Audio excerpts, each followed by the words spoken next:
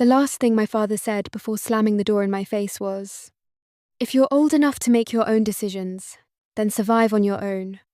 I was 18 years old. One backpack, $32 in my pocket, and nowhere to go. That night, I slept on a park bench behind a gas station while rain soaked through my hoodie. I remember staring at the dark sky thinking, how can people who are supposed to love you throw you away so easily? What I didn't know back then was this. 10 years later, the same people who abandoned me would call begging for help. And for a moment, I seriously considered hanging up. Growing up, my house never felt like home. It felt like a place where love had conditions. As long as I obeyed, stayed quiet, and never caused problems, things stayed calm. But the moment I disagreed with my parents, everything became emotional warfare. My older brother was the favorite. Everyone knew it. He could fail classes, waste money, disrespect people, and somehow still be treated like the golden child. Meanwhile, I was expected to be perfect. Good grades, no complaints, no mistakes. The pressure became exhausting. Still, I tried. Because when you grow up emotionally neglected, you spend most of your life trying to earn basic affection. At 18, I made one decision my parents hated. I told them I didn't want to attend the expensive university they chose for me. I wanted to work first, save money, figure out my life, avoid massive debt. To me, it felt reasonable. To them, it felt like betrayal, especially my father. He cared more about appearance than happiness. He wanted relatives to brag about their successful children. A son working regular jobs embarrassed him. The argument started in the kitchen. It ended with screaming, "You're ruining your future." "It's my life." "You're too immature to understand sacrifice." I remember my mother crying dramatically while my father paced around, furious. Then suddenly he stopped and pointed toward the door. "If you think you know everything," he said coldly, "leave." At first, I thought he didn't mean it. Then he grabbed my backpack and threw it outside. Just like that. Years of family reduced to one moment. One door closing. I waited outside for nearly 20 minutes, hoping someone would come after me. Nobody did. That pain changes something inside you permanently. Not anger at first. Just disbelief. The kind that makes your chest feel hollow. That first year alone was brutal. I worked anywhere that hired quickly.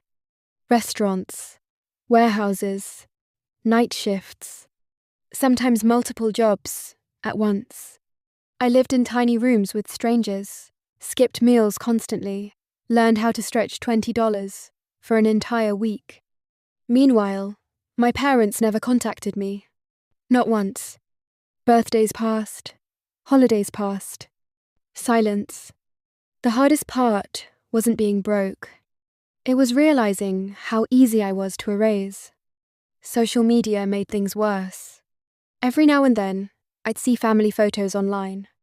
Smiling faces, vacations, celebrations. Everyone looked happy, like I never existed. Meanwhile, I was sleeping 4 hours a night, trying to survive. But struggle teaches lessons comfort never can. Over time, I became independent in ways most people never experience. I learned discipline, adaptation, resilience. More importantly, I stopped expecting rescue. That changes a person. By 23, my life looked completely different. Not perfect, but stable. I found work in logistics and became obsessed with improving myself. I studied constantly after work, business, communication, management. While others relaxed after shifts, I stayed awake learning skills online. Not because I loved hustle culture, because I was terrified of ever becoming powerless again. Eventually, hard work paid off. Promotions came quickly. Then leadership opportunities. Then investments. By 28, I had my own apartment, savings, and something I never had growing up. Peace. Real peace. No screaming, no manipulation, no walking on eggshells. just quiet. People who grew up in healthy homes don't understand how valuable peace feels after chaos. Then one random afternoon, my phone rang. Unknown number. I almost ignored it. Almost. Hello? Silence for a second. Then I heard a voice I hadn't heard in nearly 10 years. My mother. I froze. Part of me suddenly felt 18 again. Small, confused, unwanted. Her voice sounded weaker than I remembered. We need help.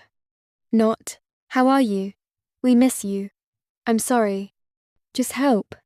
I learned the situation quickly. My father's health had declined badly after years of stress and poor habits. Medical bills piled up. Debt increased. My brother disappeared whenever responsibility appeared. Apparently, the golden child wasn't very dependable after all.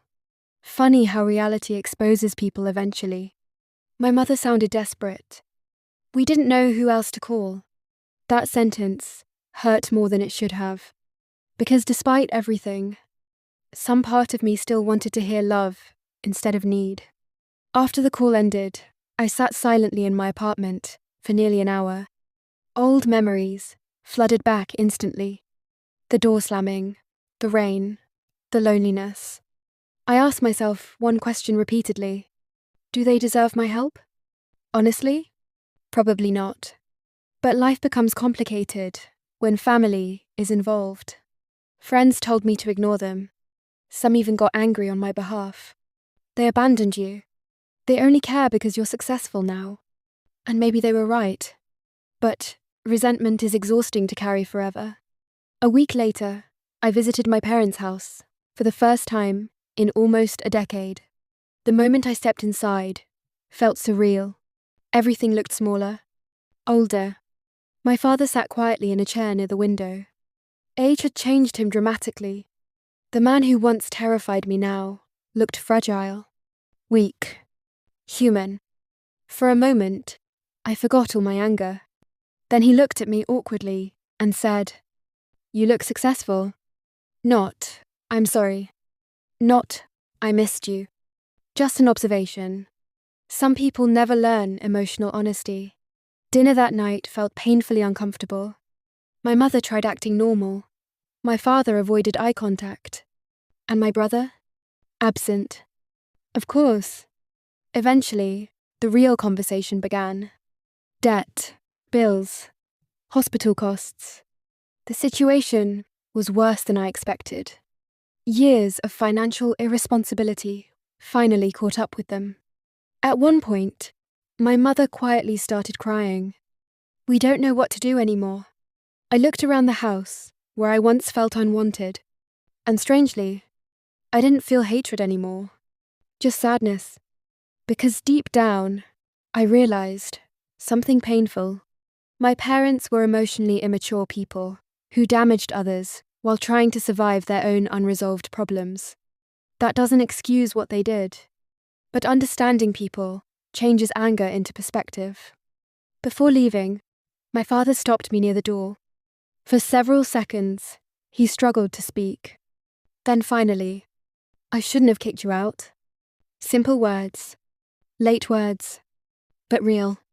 And honestly, that mattered. Because some people go their entire lives without hearing accountability from those who hurt them. Over the next few months, I helped financially. Not recklessly, carefully. Boundaries matter.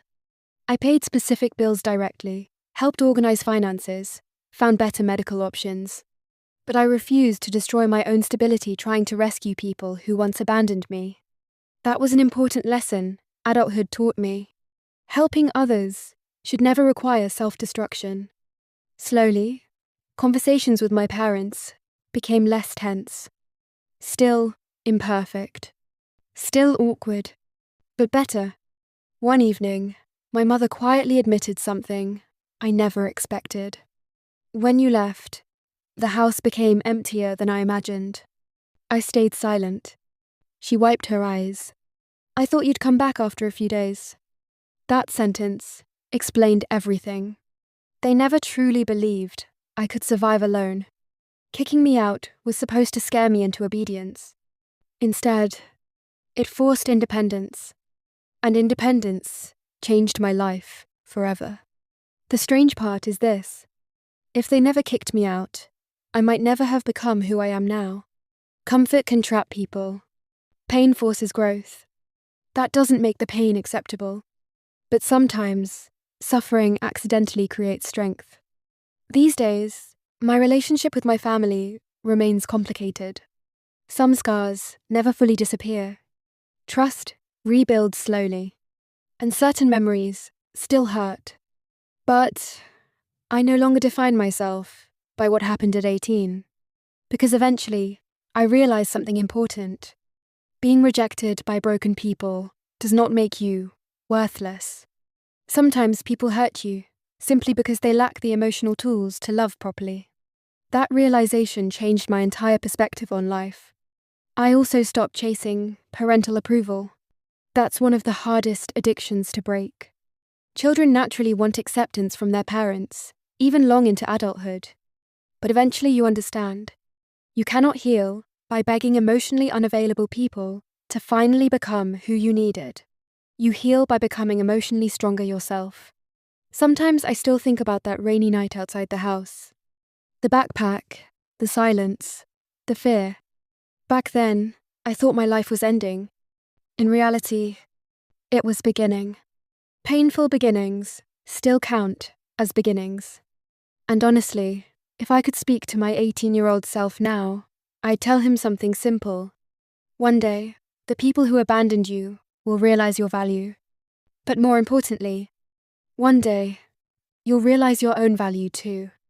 And that changes everything.